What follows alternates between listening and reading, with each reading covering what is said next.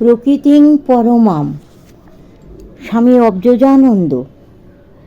ভক্ত যুবকের চণ্ডীপাঠ ও শিষ্যিমার আশীর্বাদ ও অভয় প্রদান। জনৈক যুবক ভক্ত কলকাতার কোনো কলেজে পড়তে পড়তে সহসা অসুস্থ হয়ে পড়ায় দীর্ঘদিনের জন্য পড়াশোনা বন্ধ করতে বাধ্য হন।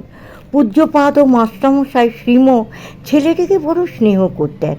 তার ওই সময়কার অসুস্থ দেহের নিরাময় ও শান্তির জন্য তিনি তাকে নিত্য চণ্ডীপাঠ করতে শিখিয়েছিলেন। যুবকটিও শ্রীমর নির্দেশ মতো প্রতিদিন গঙ্গা স্নানান্তে বিশুদ্ধ সুললিত স্বরে চণ্ডীপাঠ করতেন। একদিন সকালে বাগবাজারের গঙ্গা ঘাটে এসে ওই ভক্ত ছেলেটির সহসা চোখে পড়ে যায় ঘাটের একেবারে নিচের সোপানে শিষ্যি মা তন্ময় হয়ে চোখ বুজে বসে রয়েছেন, বুঝিবা জপে মগ্ন ছিলেন। যুবকটি এই দৃশ্য দেখতে দেখতে ভাবে ও ভক্তিতে অভিভূত হয়ে পড়েন।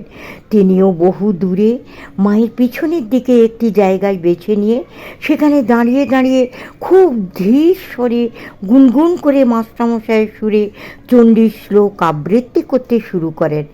ছেলেটি এতই ধীরে ও মৃদু স্বরে ওই মন্ত্র আবৃত্তি করছিলেন যাতে খুব কাছের লোকেরও কানে ওই স্বর না পৌঁছায়। ধ্যানমগ্না মাতৃমূর্তিখানিকে পিছন থেকে দেখেও সন্তানের মন প্রাণ ভরে যাচ্ছিল আবেগ ভরে। গভীর ঐকান্তিকতা নিয়ে তিনি পাঠ করছিলেন, সৌমা সৌমতরা শেষ সৌম্য স্তুতি সুন্দরী পরাপরাণাং পরমা তমেব পরমেশ্বরী। পাঠের সঙ্গে সঙ্গে যুবকের অন্তরে অর্থের দোতনা ফুটে উঠেছিল। ওগো মা, তুমি দেবতাদের প্রতি সৌমা, আবার দৈত্যদের প্রতি কঠোরা অসৌমা। হে পরমা সুন্দরী জননী, তুমি সকল সুন্দরী সৌন্দর্য রূপিণী, অতি সুন্দরী, ব্রহ্মাদি দেবতাদেরও আরাধ্যা, তুমি পরমেশ্বরী ইত্যাদি। অকস্মাৎ একই কাণ্ড! ধ্যান ও নিরতা দেবী সহসা পিছন ফিরে স্তবকারী যুবকের দিকে স্নেহদীপ্ত চোখে এক ঝলক দৃষ্টিপাত করলেন। শুধু তাই নয়, দুহাত তুলে সন্তানকে আশীর্বাদ ও অভয় প্রদানও করলেন।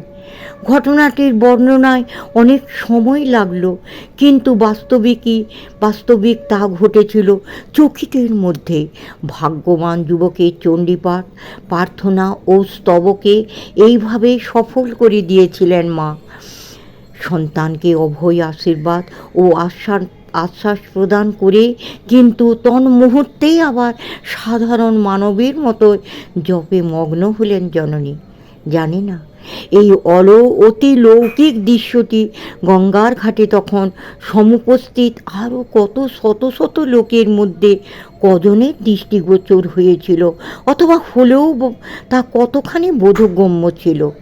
কিন্তু ভক্তিমান সেই যুবকটি ওই কোলাহল মুখর গঙ্গার ঘাটে দাঁড়িয়ে জীবনে পরম ঈপ্সিত বস্তু লাভ করে গিয়ে ফিরেছিলেন।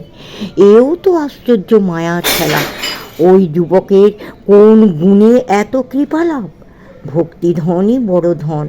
অকিঞ্চন দীনভাবে প্রার্থনা করলে মহামায়া এমনি কৃপা করেন। শ্রী ভগবান তাই তো কতবার বলেছেন যে অকিঞ্চন, যে দীন, তার ভক্তি ঈশ্বরের প্রিয় জিনিস। খোল মাখানো জাগ যেমন গরুর প্রিয়। দুর্যোধন অত টাকা অত ঐশ্বর্য দেখাতে লাগলো, কিন্তু তার বাটিতে ঠাকুর গেলেন না, তিনি বিদুরের বাটি গেলেন। তিনি ভক্তবৎসল, বৎসের পাছে যেমন গাভী ধায়, সেইরূপ তিনি ভক্তের পাছে পাছে যান। ঠাকুর গান গাহিতেছেন, যে ভাব লাগি পরম যোগী, যোগ করে যুগ যুগান্তরে, হলে ভাবের উদয় লয় সে যেমন লোহাকে চুম্বকে ধরে। আমরা আগেও বলেছিলাম সে যে ভাবের বিষয় ইত্যাদি। শুষ্ক পণ্ডিতি বিচারে চাতুরীকে স্তব্ধ করে দেহ গহনের অভ্যন্তরে সেই গোপন কুঠরিতে প্রবেশ করে কোনো একটি ভাবকে একান্ত আশ্রয় করে ব্যাকুল হয়ে ডাকলে মহামায়া স্থির থাকতে পারেন না। ওই ভাবের পাক তিনিই স্বহস্তে করে দেন। তখন ওই ভাবে সুসমৃদ্ধ জমাট হয়ে রূপে ও রসে তত্ত্বোপলব্ধিকে সাকার করে তোলে। হলে ভাবের উদয় লয় সে যেমন লোহাকে চুম্বকে ধরে, ঠিক তখনই ভাবুক সেই যুবক ভক্তটিও সারদা চুম্বকের টানে ওইভাবেই ধরা পড়েছিলেন। এ কথা সন্দেহাতীত সমাপ্ত।